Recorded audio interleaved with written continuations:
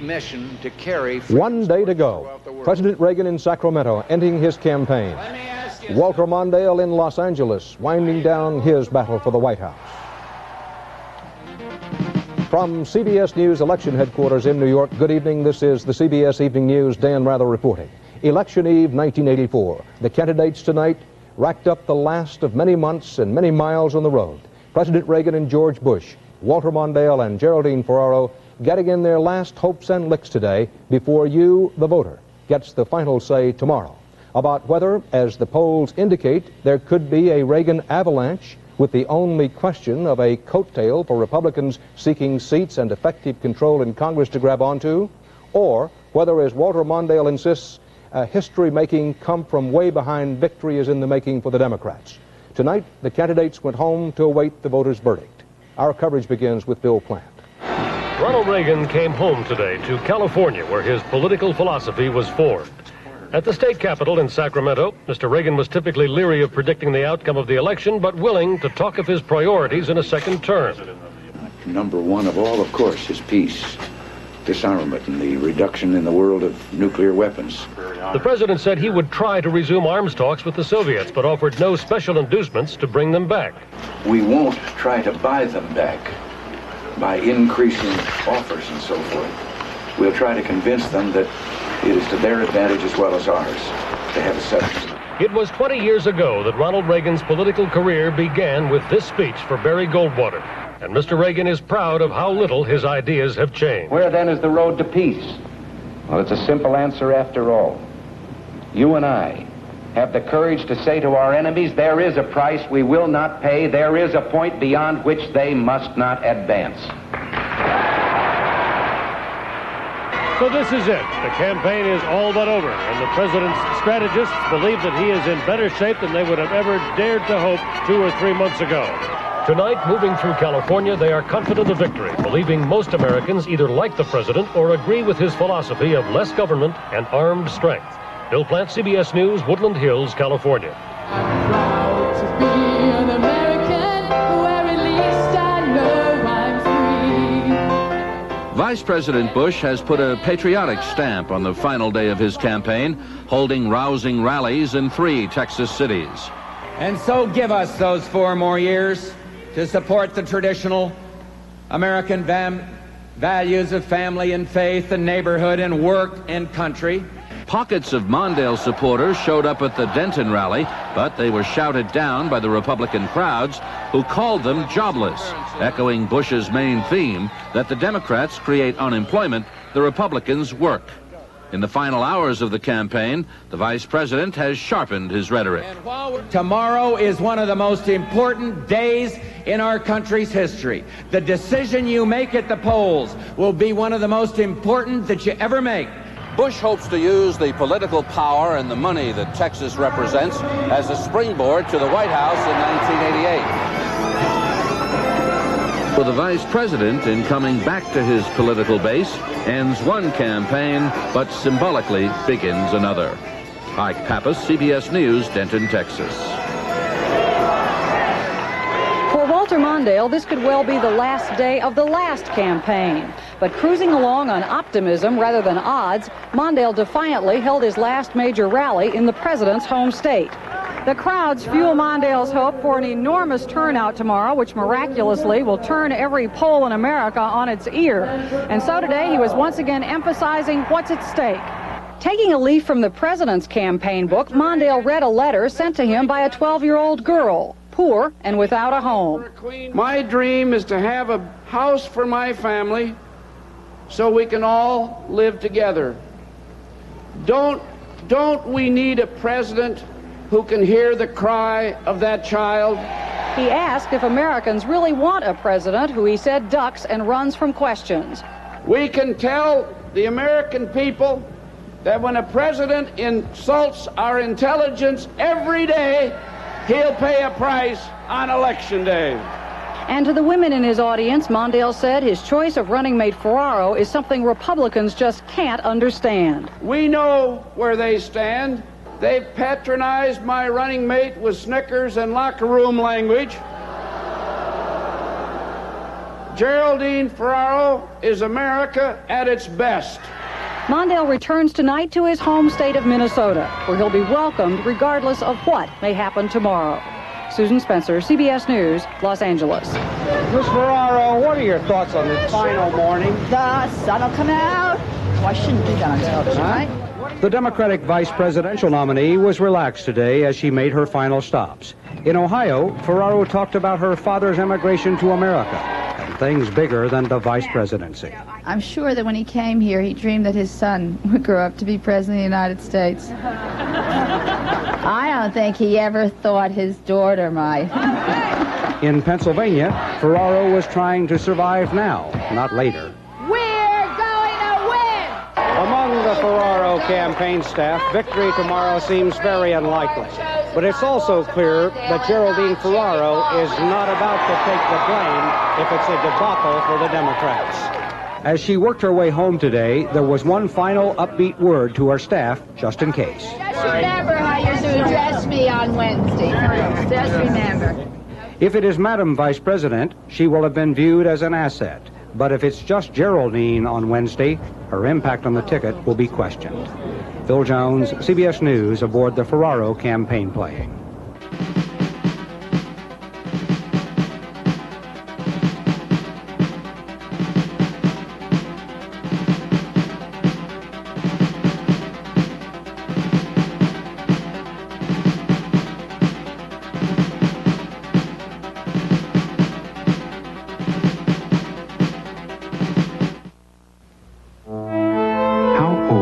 Your child be before you buy a computer?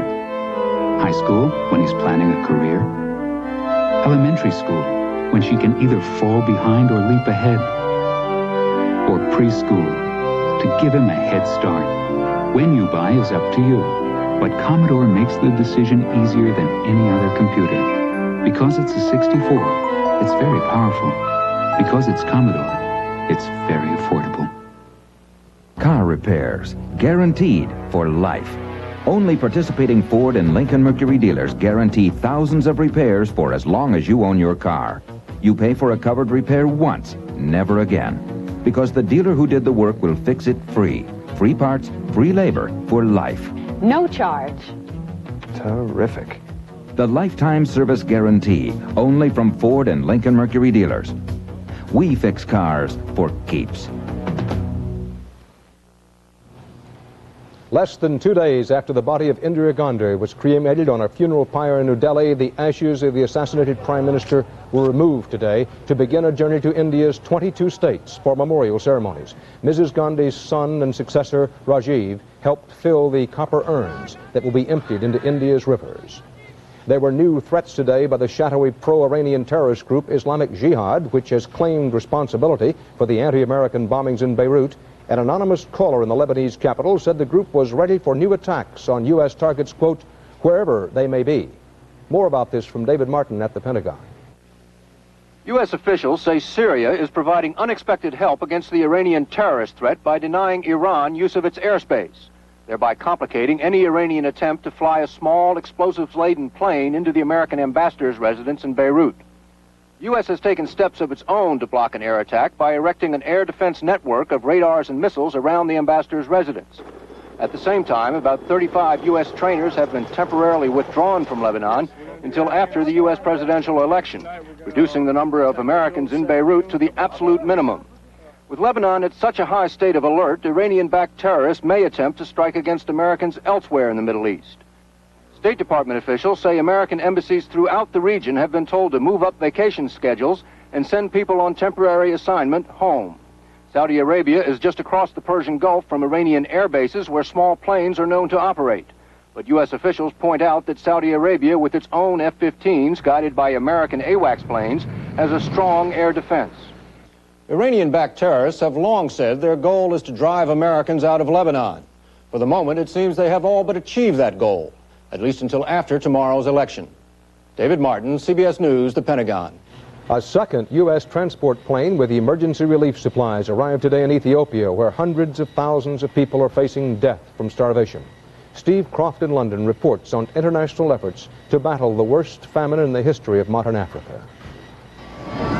After months and months of agony and suffering, Africa's cries of hunger and the rattle of death from 1 million Ethiopians have been heard. The world's conscience has been aroused. $5 and $10 checks pour into relief agencies, and governments pile emergency supplies onto airplanes. Some of it has begun to arrive and ease the suffering. What most of the world does not yet understand, according to relief agencies, is the scope of the problem. The response has been spectacular in the sense of aircraft, helicopters.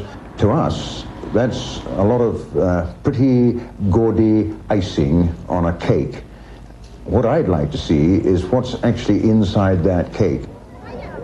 The vast outpouring of the last 2 weeks is barely enough to sustain Ethiopia for 2 weeks. The country can barely handle the food now coming in. The port at Assab is clearly inadequate. Airlifts are being used to fly food into the worst areas, but planes are incapable of moving the vast tonnage needed. There are not enough trucks. The roads are too few and treacherous. The desperate pour over the pavement, looking for a few kernels of grain that have fallen off the convoy. Relief officials at feeding stations must decide who gets food and who does not. And there are thousands of hungry people locked outside the camps because they're not yet starving to death. One relief worker said, this famine is not going to be solved with 15 days of generosity. It's going to take 15 months of very hard work. Steve Croft, CBS News, London.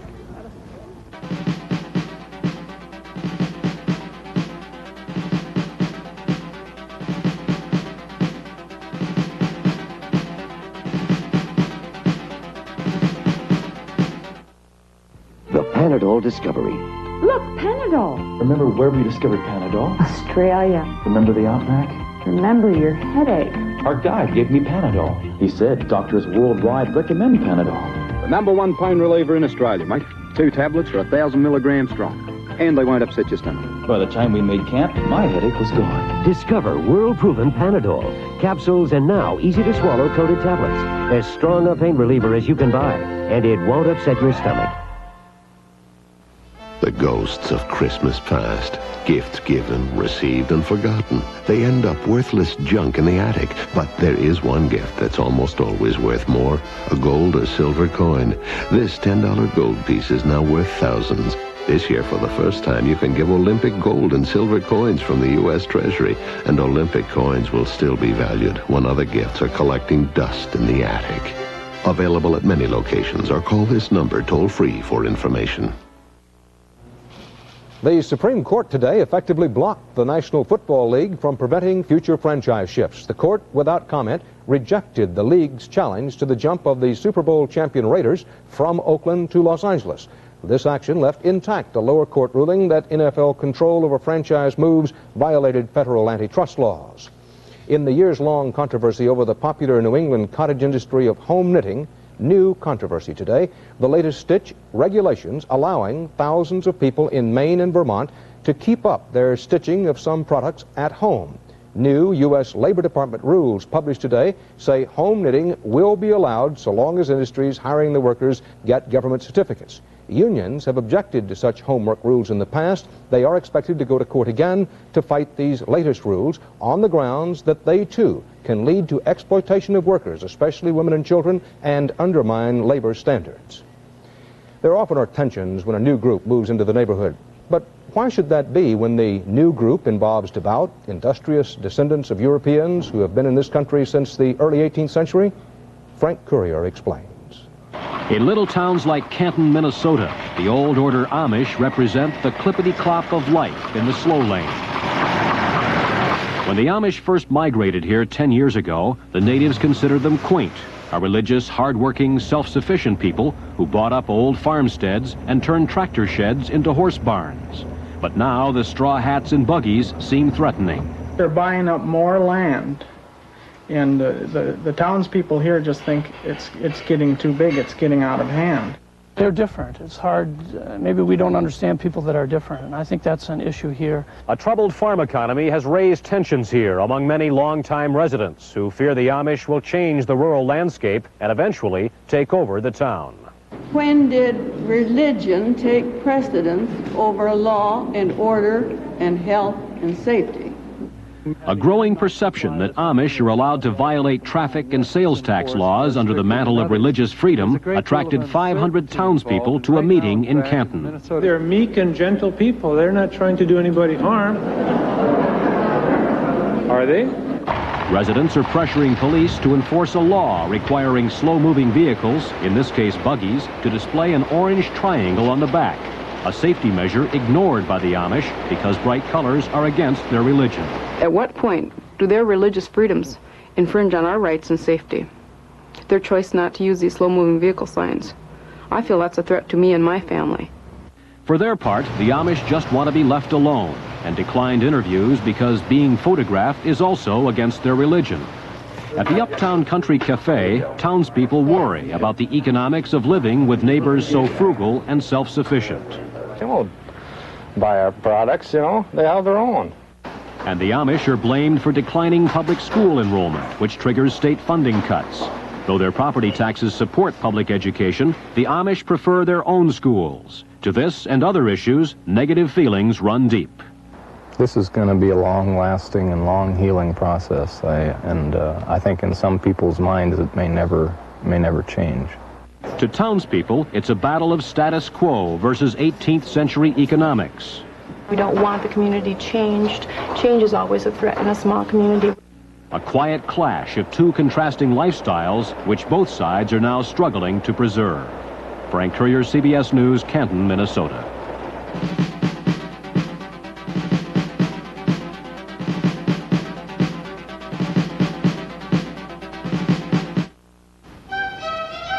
Now there's a remarkable new telephone system that has the capacity to grow as a town grows, no matter how much it grows. And its lifespan is virtually limitless. Because, you see, it has the extraordinary ability to incorporate new technological advancements as they come about. G. No, GTE. For years, Mr. Coffee's been brewing the world's finest cup of coffee. We've taken all the knowledge gained from being the leader and put it here in the new Ultronic brewing system. It's not just another coffee maker. It's a real breakthrough in brewing technology, so unique, it's patented. This new and highly efficient system gives you better performance and longer life. Make the Mr. Coffee Ultronic brewing system yours today. After all, who knows more about coffee makers than Mr. Coffee? The investigation into the murder last month of a Polish priest who had been an outspoken supporter of the Solidarity movement has brought word now of similar attacks against other dissidents. John Sheehan in Warsaw has that report. A never-ending stream of people continues to file past the tomb of murdered Solidarity priest Jerzy Popiełuszko. Catholic Church sources say a still secret autopsy report shows the priest was severely beaten, then tossed into a reservoir, unconscious but alive, bound hand and foot. 4 members of the Polish secret police are under arrest for the killing, and dozens of similar kidnappings are coming to light. The case of Father Popiełuszko simply showed only the tip of the iceberg. It's extremely shocking. They put a razor against my throat and said they were going to cut my jugular vein, Antoni Mężydło told us. He and his wife Zofia were kidnapped separately last March. As in the Popiełuszko case, the abductors said they were policemen and put handcuffs on the victims. After 2 days of beatings and interrogation about the Solidarity Underground, Mężydło was driven blindfolded to this municipal dump and forced to lie down. I was trembling inside, he said, because I thought they were going to kill me and stage some kind of accident. Zofia was abandoned in this forest on the outskirts of town. The Mężydłos believed the kidnappers were from the secret police. In this document, the district attorney confirmed that the kidnappings had taken place, but concluded that the abductors could not be found. After the Popiełuszko killing, the Mężydłos consider themselves lucky to be alive. John Sheehan, CBS News, Warsaw. In his commentary tonight, Bill Moyers notes that for all the polls and old pals and new wave ads, what you choose from behind the curtain in the voting booth tomorrow is no TV game show. Bill? Dan, tomorrow, and not a minute too soon, all the commotion's over. For one blessed solitary moment, they can't get to us. There are no television commercials in the voting booth, no pollsters or pundits to tell us what's up, who's down, and what it all means. For once, we will have to think for ourselves. By nightfall, the computers will count us as numbers and assign us pigeonholes of age, gender, income, race, religion, and occupation. But in the privacy of the booth, we can be thinking men and women. This is no mean accomplishment. Our campaigns can become ceremonies of public fiction, a disconnected series of half-truths, innuendos, slogans, accusations, and images. By season's end, the facts lie mute and cold in the tumult. This has long been the case with popular elections, but the union of politics, money, and modern media has turned the hustle of emotion into mass manipulation, a constant assault on reason, a combination sitcom and soap opera supplying laughs, sentiment, and the appearance of confrontation. Voters are treated as consumers, not citizens, and the commercials stroke us into believing that feeling good will lead us to the best choice of leaders, as brewing the right cup of coffee in the glow of sunset will lead us to romance.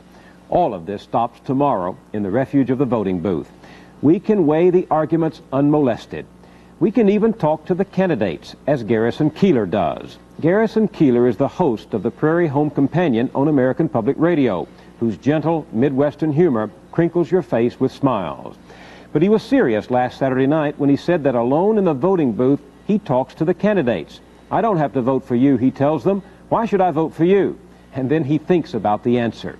He thinks, not about the horse race, the personalities, or the glitter, but about the subject matter. That's an act of civil conscience open to each of us. It matters who's elected. It makes a difference. Tomorrow, alone at last, we have the chance to stop and think about it. Dan? Thank you, Bill. Next, a report from inside the Soviet Union.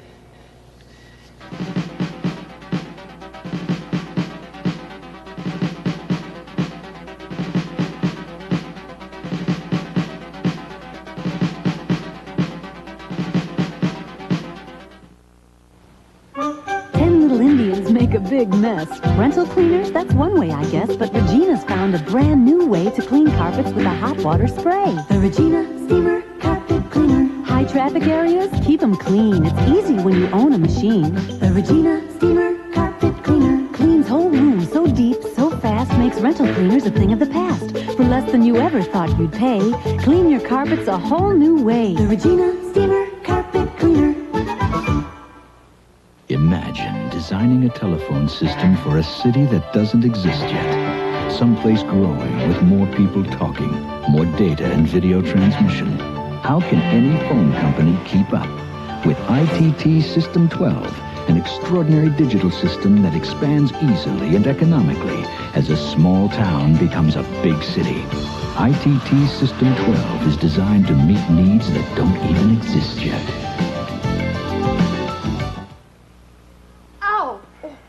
Have a nice trip, Gladys.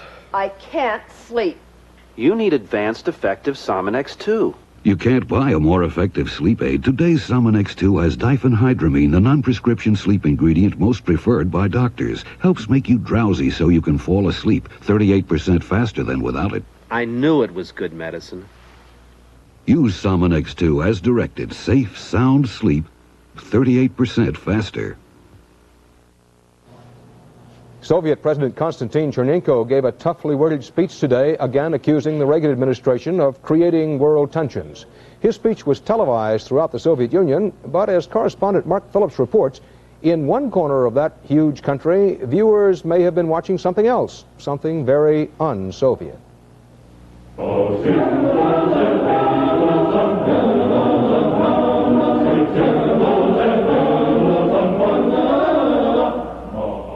On a hill perched above the Gulf of Finland stands the medieval city of Tallinn, its Lutheran Gothic towers dominating the domes of a Russian Orthodox church. Although most of the churches are no longer functioning, Tallinn's skyline is still symbolic of what's going on here, and what's going on here is not pleasing Moscow.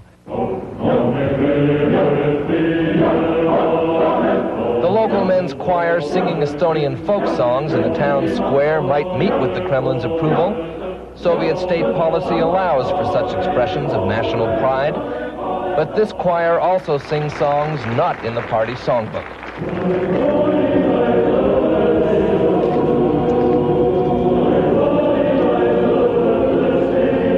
make matters worse, the townspeople here often walk the streets dressed in clothing advertising neither Lenin nor the latest 5-year plan. And late at night in the discos, the lyrics the Estonians dance to are not those authorized by the Young Communist League, and neither again are the clothes they wear.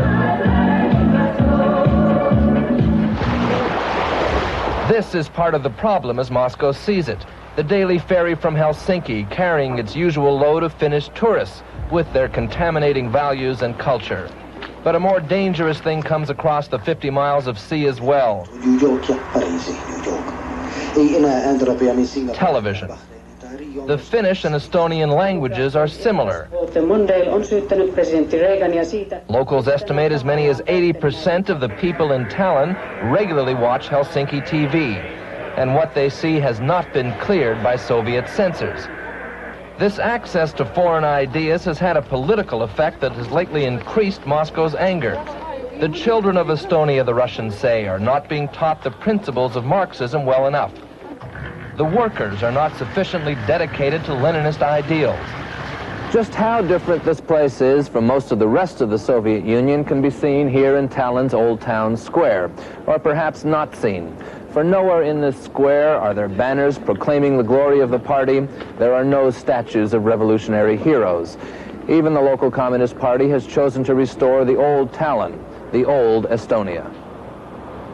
Many see the Soviet sailors who now walk its streets as merely the latest in a series of occupiers dating back centuries, and they view the Russian soldiers who stand on the seawall checking boats in and out of the sailing center with resignation, just as they view the gunboats which patrol the harbor.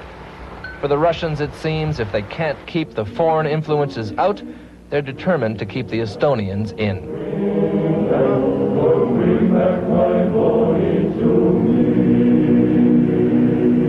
Mark Phillips, CBS News, Tallinn. And that's the CBS Evening News for this election eve. Dan Rather reporting from CBS News election headquarters in New York. Thank you for joining us. See you here tomorrow night. It started in 1933 with our first electric. Then came typing that looked like printing. The revolutionary Selectric. And Selectrics that correct mistakes. 1984. IBM introduces the Selectric System 2000, the Wheelwriter typewriters and the QuietWriter typewriter. A new generation of typewriters from the company that makes the typewriters secretaries prefer most. The new American Business Morning. Faster, more fleeting, with time more precious. And UPS is there, meeting the challenge every business day. It's UPS Next Day Air, and that means getting it there. Keeping pace with morning deliveries to more people and more places than ever before. UPS Next Day Air. Morning, morning, morning. UPS Next Day Air, getting it there every business morning. Getting it there. Norelco Rotatract, the shaving machine that challenges the world. Every blade, every electric, in closeness, comfort, speed, and performance.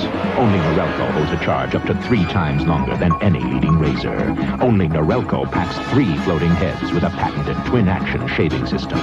Get it?